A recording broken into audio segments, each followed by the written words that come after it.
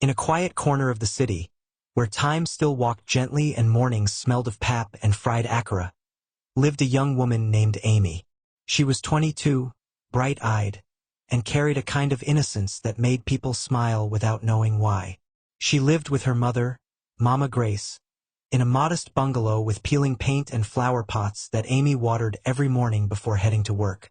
Her life was simple and happy. Amy worked as a seamstress in a small tailoring shop, stitching dreams into dresses for brides and debutantes. And though she had no riches, she had something far more precious: peace and love.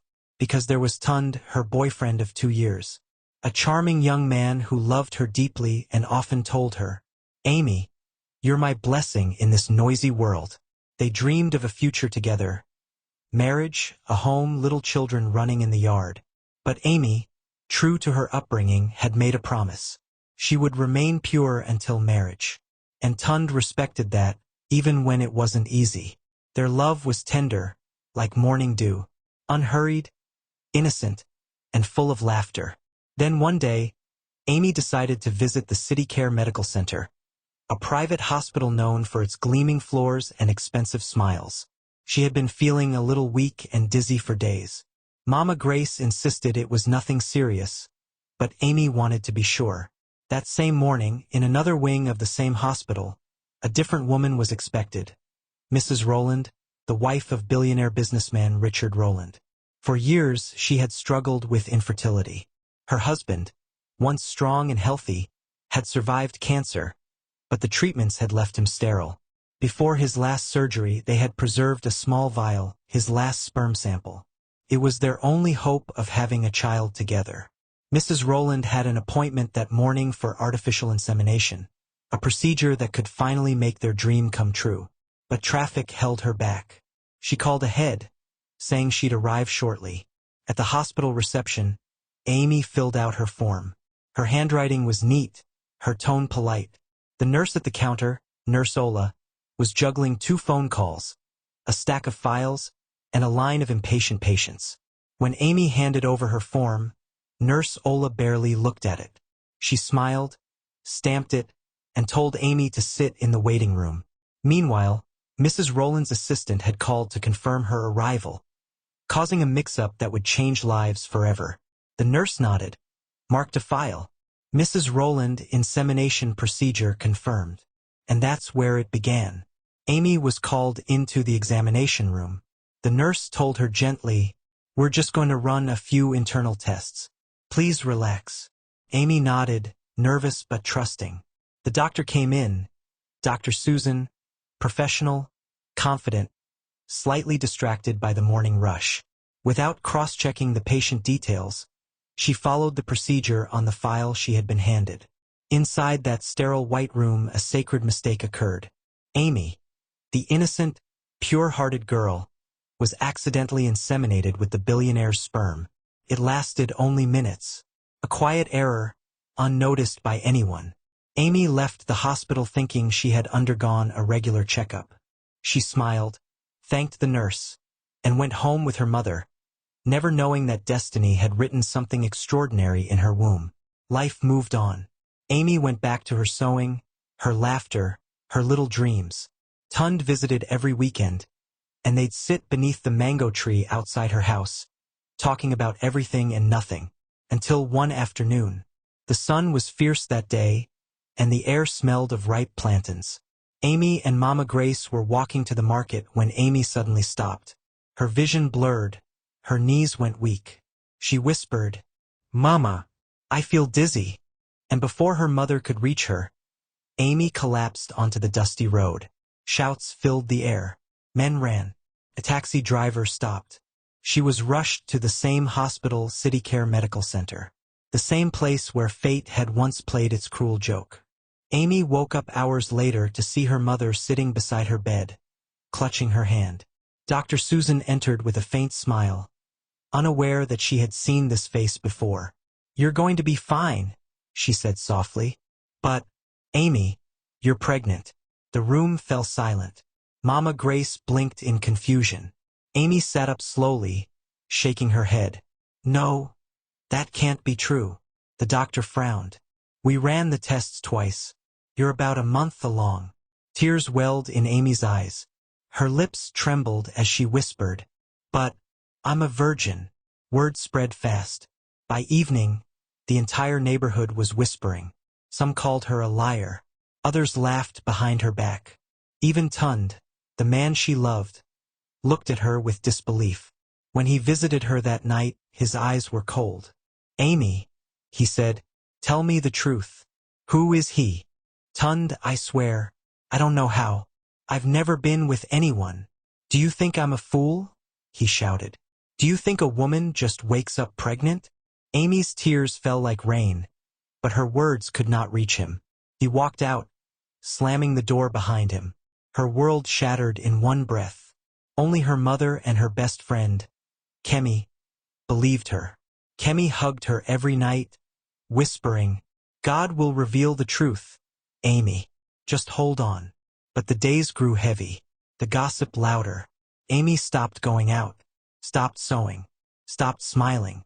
Each night she lay awake, her hand resting on her belly, wondering if she was cursed or chosen. Exactly 1 month later, Mrs. Roland finally arrived for her insemination appointment. She walked into the same hospital, dressed in designer silk, carrying hope in her heart. Dr. Susan greeted her warmly. "Welcome, madam. Please, come in." Mrs. Roland smiled. "It's been a long road, doctor. I'm ready." But the doctor's smile faded. She flipped through the file and frowned. "Madam, according to this record, you already had the procedure last month." Mrs. Roland froze. "What? That's impossible. I wasn't even in town." The room grew still. Dr. Susan's hand trembled as she checked the hospital logs. There it was, her signature on the wrong file. Her nurse's initials on the procedure. A mistake that could destroy careers. "Oh my God!" the doctor whispered. "There's been a terrible error." Over the next few days, the hospital launched an internal investigation. Records were checked, cameras reviewed, and names compared. And then they found it. Amy's file, her test date, her blood results, and the name on the sperm vial used that morning, Richard Roland. The truth hit them like a storm. Call was made. Amy was summoned. She arrived at the hospital trembling, her mother by her side. When she saw the billionaire couple waiting in the boardroom, she froze. Her eyes darted from the doctor to the elegant woman sitting with folded arms. Dr. Susan began softly, "Amy, something happened during your last visit. There was a mix-up, a grave mistake. You were inseminated with a donor sample meant for Mrs. Roland." Amy's lips parted, her mind spinning. "So, this baby, it belongs to Mr. Roland," the doctor said quietly. Gasps filled the room. Mrs. Roland clutched her chest. Mr. Roland leaned forward, his eyes glistening. "That means I'm going to be a father?" he whispered. Dr. Susan nodded. "Yes, through Amy." Silence hung thick in the air. Amy wanted to scream, to cry, to disappear. Mrs. Roland stood abruptly, her voice sharp. "This is absurd. That child belongs to me and my husband. I demand she terminates it." Amy flinched. Her mother stood, firm but calm. "Madam, my daughter is innocent. She did not ask for this." But Mrs. Roland's anger only grew. "Do you have any idea what this means for my marriage? My life? My reputation?" Mr. Roland reached for her hand, but she pulled away. Then he turned to Amy, his voice gentle, pleading. "Please don't end it. That sperm was my last chance. The cancer treatments took everything from me. This child is my only hope of ever being a father." Tears streamed down Amy's face. She didn't know what to say. Her world had spun too fast for her to stand. "I need time," she whispered. "Please, just give me time." And with that, she walked out of the hospital, clutching her mother's arm, her heart breaking under the weight of a miracle she never asked for. That night, Amy called Tund. She needed him to understand. When he arrived, she told him everything. The hospital's mistake, the billionaire, the unborn child. But instead of compassion, his face hardened. "Amy, I can't do this," he said quietly. You're carrying another man's child. Whether it's a mistake or not, I can't be part of it. Tund, please. If you love me, you'll get rid of it. Amy looked at him, the man she thought would stand by her forever, and realized that love sometimes wasn't strong enough for truth. He left her in tears, and for the first time since the day she was born, Amy felt completely alone. But destiny wasn't done with her yet. Some miracles are born out of mistakes, and some love stories begin where heartbreak ends. As the moon rose that night, Amy touched her belly and whispered, "Maybe this is bigger than me." And indeed it was, because what began as an accident would soon become a story of love, redemption, and fate. It had been 2 weeks since the truth came out, 2 long, heavy weeks that felt like years. Amy sat by the window of her small bedroom, the morning light painting her face in soft gold. The baby in her belly was still a whisper, not yet showing, but it already carried the weight of the world. Outside, the voices of her neighbors drifted through the air, hushed, mocking, cruel. She said she's still a virgin. In this Lagos. Ah, God must be tired of hearing her lies. Amy closed her eyes. Every word felt like a stone thrown against her chest. Her mother, Mama Grace, tried to be strong. Every morning, she walked with her head held high, even when the market women whispered behind her. But at night, Amy could hear her crying quietly, the way mothers cry, silently, so their daughters won't lose hope. Amy's best friend, Kemi, was her only comfort. She visited daily, bringing snacks, jokes, and sometimes just silence. One evening, as the 2 girls sat outside watching the fading sunset, Kemi said softly, "Amy, don't let their words break you. God knows the truth." Amy smiled faintly. "Sometimes I wonder if he does. I didn't ask for this, Kemi. I just wanted a normal life. A wedding. Children born out of love, not confusion." Kemi touched her hand gently. "Maybe your story isn't about normal. Maybe it's about purpose." Amy looked up, the orange glow of dusk reflecting in her eyes. "Then why does it hurt so much?" Across the city, in a sprawling glass mansion guarded by high walls and marble fountains, Mrs. Roland sat alone in her bedroom. The news of the hospital error had torn through her like fire. She couldn't sleep, couldn't eat, couldn't look at her husband without feeling betrayed, even though he had done nothing wrong. That innocent girl, that Amy, now carried the one thing she had prayed for her whole life. And every time she thought of it, jealousy burned in her veins. Mr. Roland, on the other hand, had changed. He was quieter now, gentler. He spent hours staring at the sonogram photo the hospital had given him, his child's first image. He whispered to himself, "A child, my child." He wanted to reach out to Amy, to check on her, to make sure she was safe. But every time he tried, his wife stopped him with cold silence. "She's not part of our life, Richard," Mrs. Roland would say. "That child will be erased one way or another." But in her husband's eyes, there was something unmovable, hope. One morning, Amy woke up to find Mama Grace standing at the doorway, holding a letter. Her hands trembled as she read the name on the envelope, Richard Roland. "He wants to see you," Mama Grace said quietly. "He says it's urgent." Amy hesitated. "I can't face them again, Mama. Not after everything." "Sometimes," her mother said gently, "we must face the storm to find the rainbow." So Amy agreed. At the hospital conference room, the air was tense. Mr. Roland stood as Amy entered, his eyes filled with gratitude and sadness. Mrs. Roland sat beside him, her expression tight as glass. Amy's heart pounded. She clasped her hands, her voice trembling. "You wanted to see me, sir?" Mr. Roland smiled faintly. "Please sit down." He looked at her, really looked at her, and saw not a scandal, not a stranger, but a miracle wrapped in innocence. "Amy," he began, "I know this has been painful for you, for all of us, but I need you to understand. That child growing inside you is my only chance to be a father. Please, don't take that away from me." Amy's eyes filled with tears.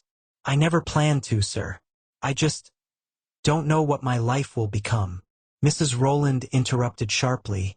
What about my life, huh? What about the years I've spent praying, crying, waiting? And now some girl walks into a clinic and steals my miracle. I didn't steal anything. Amy's voice cracked, her innocence burning through her pain. I was just in the wrong place at the wrong time. The room fell silent. Mr. Roland placed his hand on the table gently. Grace can wear strange faces, my love, he said softly to his wife. We prayed for a child. Maybe this is how heaven answered. Mrs. Roland turned away, tears filling her eyes, but her heart was not ready to forgive. That night, Amy lay awake. Thunder rumbled outside as rain traced patterns on her window. She placed a hand over her belly, whispering, "Little one, what are you doing to my life?" She closed her eyes and dreamt of water. Deep, endless water, and a child's voice calling her name through the waves.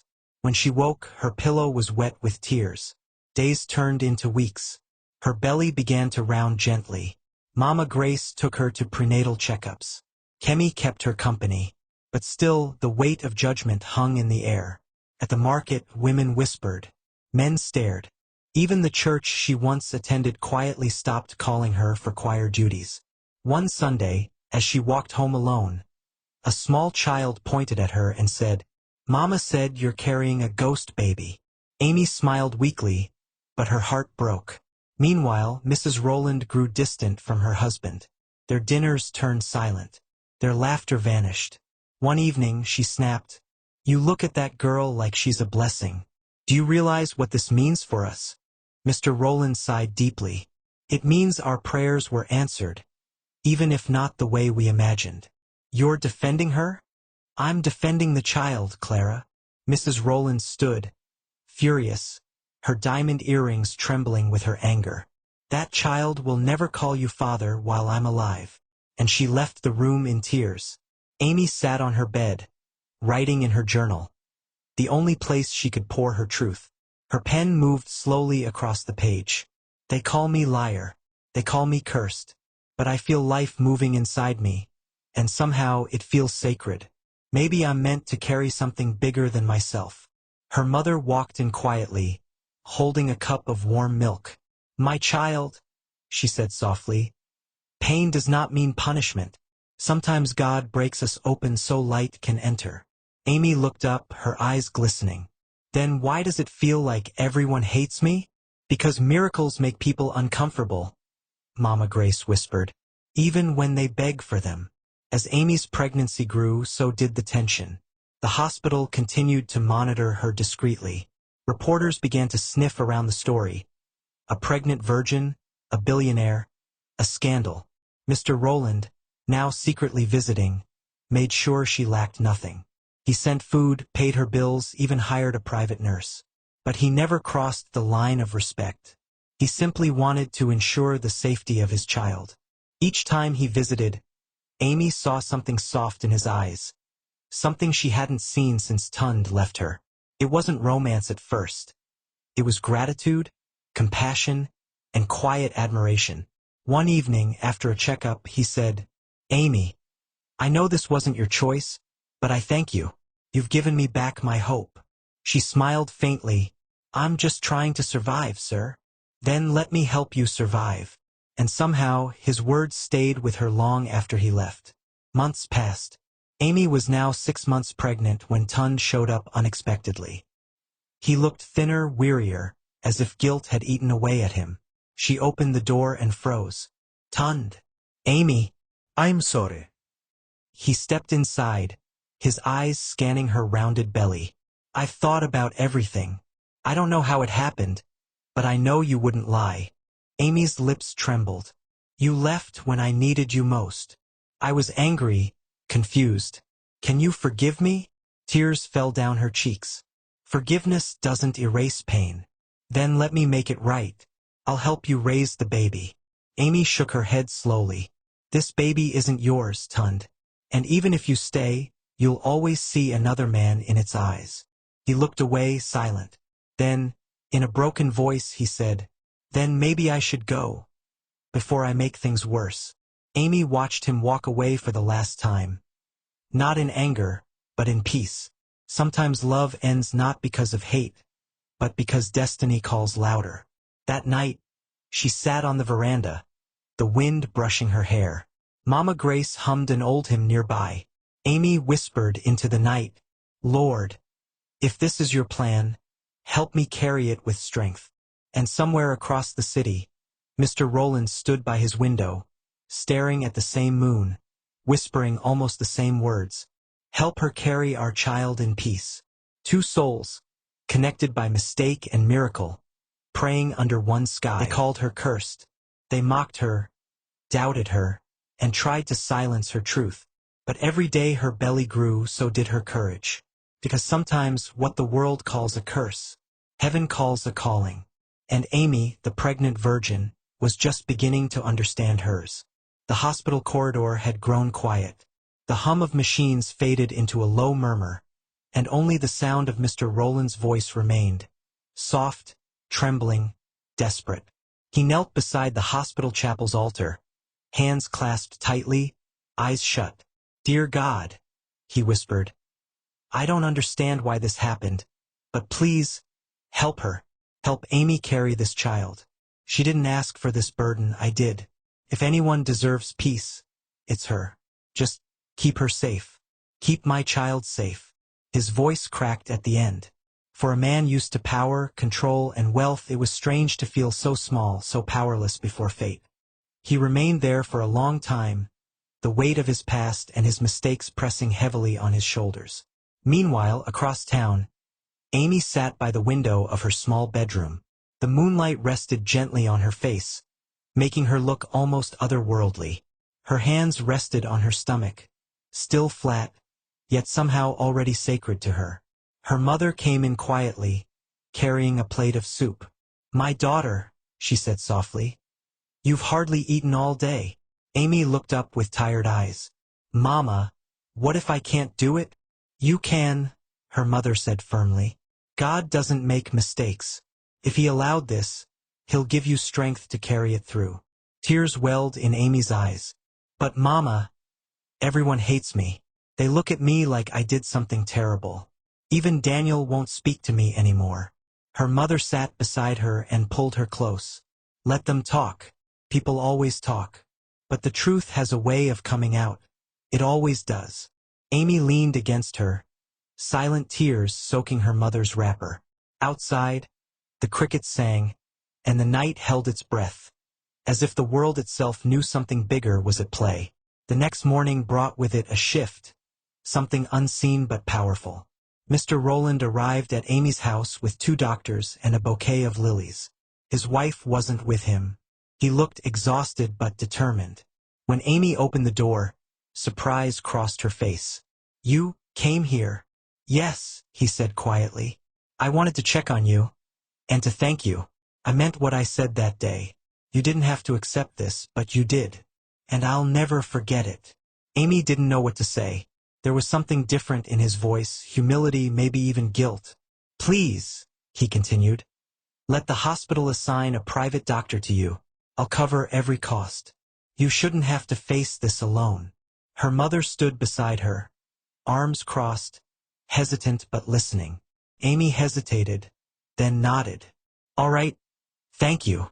He smiled, a small, genuine smile, before handing her the flowers. "For you, and for the little one." She took them quietly, and for the first time, she saw not the billionaire, not the man whose wife had hated her, but a father. A man desperate to protect the only piece of hope he had left. But peace, as always, was short-lived. That evening, Mrs. Roland, Adanna, arrived at her husband's office unannounced. She was wearing dark glasses, her lips pressed tightly together. "You went to her house," she said without greeting. Raymond sighed. "Adanna, please." "Don't please me," she snapped, slamming her bag on the desk. "How could you? You stood in that chapel begging God to help her carry our child. Do you hear how mad that sounds?" "It's not about her," he said firmly. "It's about the baby." Adanna scoffed. "The baby? That's all you ever talk about now. What about me, Raymond? I'm your wife. I was supposed to give you that child. Not some girl from nowhere. He closed his eyes. It wasn't her fault. Maybe not, she said coldly. But it's destroying us. He looked at her then, really looked at her. The woman he had once adored, who now seemed more like a stranger than a partner. It doesn't have to, he said softly. But if you can't accept what's happened, I don't know how we'll survive this. Adanna said nothing. She picked up her bag and walked out, her heels echoing against the marble floor. Weeks passed. Amy began attending her prenatal appointments with the hospital's top specialist. Raymond often showed up quietly, keeping his distance but always making sure she had everything she needed. At first, his presence made her uneasy, the way he watched her carefully, like she was something precious. But over time, she began to understand that it wasn't just responsibility he felt. It was something deeper, something unspoken. Sometimes, when the doctor turned the ultrasound screen toward them, she would catch a glimpse of his reflection. Eyes shining with awe, a small, almost childlike smile forming. It was in those moments that Amy realized. This man had lost more than anyone knew. And maybe, she was part of his healing too. But the world wasn't kind. Rumors began to spread again. Whispers that the billionaire was taking care of the young village girl a little too well. Reporters camped outside Amy's home.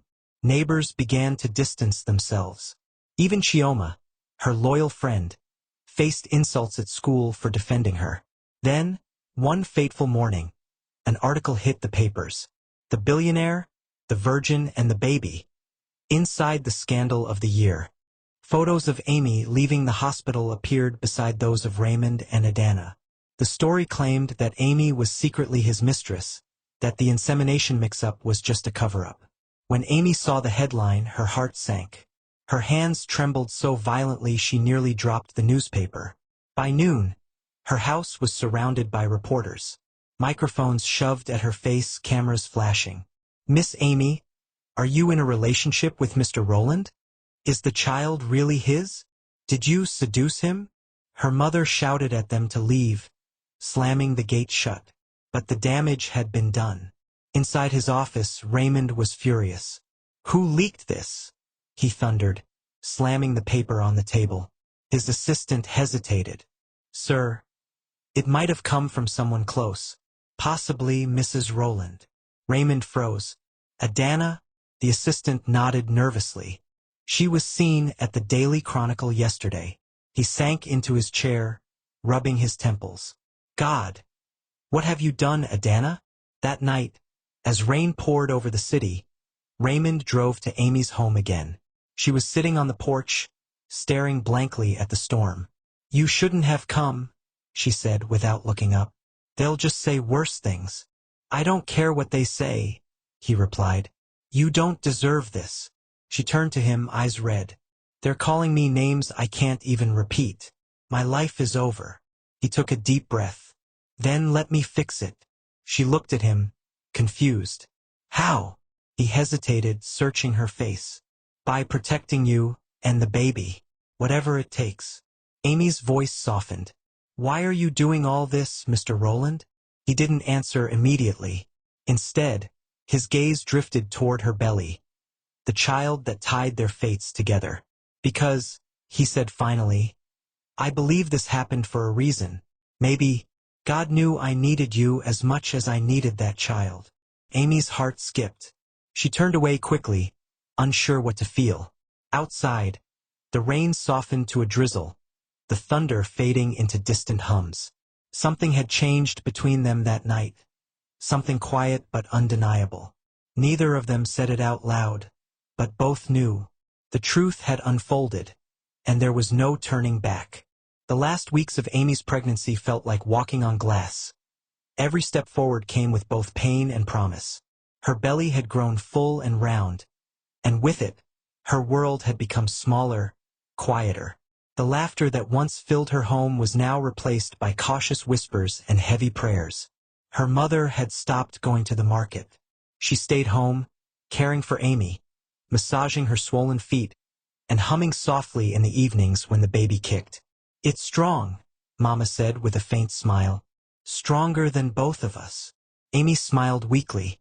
Maybe it knows how hard it had to fight to be here, but behind every small joy, there was a shadow. That shadow had a name, Adanna.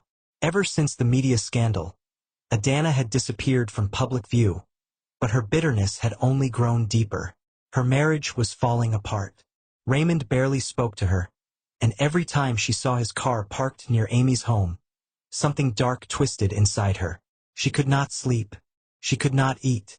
The thought of another woman, a young, innocent girl, carrying what was supposed to be her baby, made her chest burn with rage. "She's stealing everything," she whispered one night to herself. "My husband, my child, my life." Her reflection in the mirror looked back at her. Eyes swollen, hair unkempt, heart hollow. "If I can't have peace," she said, her voice trembling, "neither will she." And from that moment, her jealousy turned into something dangerous. A few days later, Amy went for a routine checkup. She was now 8 months along. The hospital lobby was unusually quiet, but when she reached the reception desk, the nurse gave her a strange look. "There's been a change of schedule," the nurse said. "You'll be seeing Dr. Hassan today instead." Amy nodded politely. She didn't know the new doctor, but she trusted the hospital. After all, it was under Mr. Roland's care now. Every bill paid, every detail managed. When she was led into the examination room, something felt off. The air was cold, the lights dimmer than usual. "Good morning, doctor," she said softly. The man in the white coat didn't answer. He was busy adjusting equipment on the counter. She frowned. "Dr. Hassan?" The man turned and her heart froze. It wasn't the doctor at all. It was Adanna. "Mrs. Roland?" Amy gasped, stepping back. "What are you doing here?" Adanna's lips curled into a bitter smile. "Checking on my baby." Amy's pulse quickened. "You shouldn't be here." "Oh, but I should," Adanna said, stepping closer. "You've taken everything from me. My husband's heart, my dignity, my name. I can't sleep while you walk around glowing like some saint. Please, I never wanted any of this." Amy tried to say, but Adanna cut her off sharply. "Save your lies," she spat. "You pretend to be innocent, but you enjoy this attention. You think he loves you now, don't you?" Amy shook her head, terrified. "I don't know what you're talking about." Adanna's hand trembled as she reached into her purse, pulling out a small syringe filled with clear liquid. "If I can't have the child, no one will." Amy screamed. At that very moment, the door burst open. Raymond stormed in with 2 security officers. "Adanna, what the hell are you doing?" Adanna froze, eyes wide, the syringe still in her hand. She was stealing our baby." "Drop it," Raymond shouted. His voice was raw, breaking with panic. The guards seized her, pulling her away as the syringe clattered to the floor. Amy was shaking uncontrollably, clutching her belly, tears streaming down her face. Raymond rushed to her, his hands trembling. "Amy, are you hurt? Tell me you're okay." She couldn't speak. Her breath came in shallow gasps. "The baby," she whispered. "It's moving too fast. Call the doctor now." Raymond barked, lifting her into his arms. Within minutes, Amy was rushed to the emergency room. Her contractions had started weeks too early. Her body, terrified and shocked, had gone into labor. Hours passed in chaos. Rain began to fall outside the hospital, lightning flashing against the windows. Raymond paced the hallway, soaked in fear and guilt. Every scream from the delivery room tore through him like glass. He prayed harder than he ever had in his life. "God, please, save her. Save them both. I can't lose them." Finally, after what felt like eternity, the door opened. A nurse stepped out, her face pale but smiling. "It's a girl," she said softly. "Both mother and baby are alive." Raymond's legs almost gave out from relief. He pressed his hands to his face, tears of gratitude spilling freely. When he entered the room, Amy was lying on the bed, weak but smiling faintly. In her arms, wrapped in a soft pink blanket, was a tiny baby. Her skin the color of dawn, her eyes fluttering open for the first time. "She's beautiful," Amy whispered. Raymond walked closer, unable to speak. He looked at the child, his daughter, then at Amy, the woman who had endured everything to bring her into the world. "Thank you," he whispered, "for saving her, for saving me." Amy looked up at him, her eyes glistening. "She's not mine, Mr. Roland. She's yours." But Raymond shook his head. "No, she's ours. Because without you, she wouldn't be here." There was silence, warm, heavy, and full of things neither of them could say. In the following days, news of Adanna's arrest spread quietly. She had been taken for psychiatric evaluation, her mental breakdown made public. The world sympathized but also judged. Some called her a victim of circumstance. Others, a woman consumed by envy. But for Amy, none of it mattered anymore. She had survived. Her baby, their baby, was alive. Raymond visited every day. Sometimes he brought flowers, sometimes just a cup of tea, but always with the same soft eyes that spoke more than words. On the fourth day, as he held the baby while Amy watched, he looked up and said, almost to himself, "She looks like you when she smiles." Amy blushed. "She looks like peace," she replied softly. He smiled, and for the first time, it wasn't the smile of a grieving man, but of someone who had found something he didn't know he'd lost. Weeks passed. Amy healed slowly. She decided to name the baby Grace, because that was what her life had become. A miracle born from a mistake, a light born from chaos. Raymond began to spend more time around her, not out of obligation, but out of something far gentler. He would bring groceries, help with doctor's visits, and sometimes just sit quietly beside her as Grace slept. One evening, as the sun dipped low and painted the world gold, he turned to her and said quietly, "You know, when I first met you, I thought God was punishing me. But now I see. Maybe he was saving me instead."